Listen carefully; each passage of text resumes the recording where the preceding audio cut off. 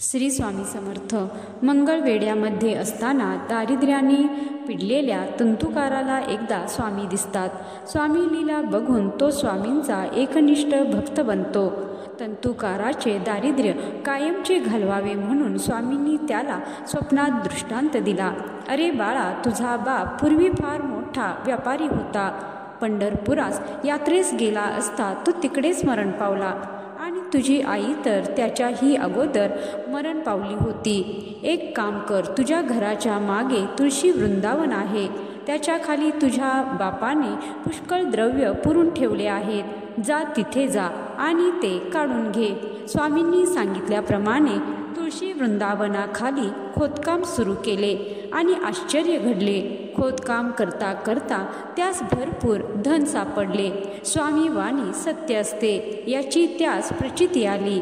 ज्याच्याकडे 2 वेळच्या जेवणासाठी भिक्षा मागण्याची वेळ आलेली होती त्याला स्वामींनी गर्भश्रीमंत केले. हीच स्वामीरायांची लीला, हीच स्वामीरायांची कृपा. तर मंडळी, या कथेचा बोध हाच की दारिद्र्य, दुःख, क्लेश यांचा एक क्षणात अंत करणारी शक्ती म्हणजे स्वामी कृपा हे कायम लक्षात ठेवा. जय श्री स्वामी समर्थ. जय श्री स्वामी समर्थ.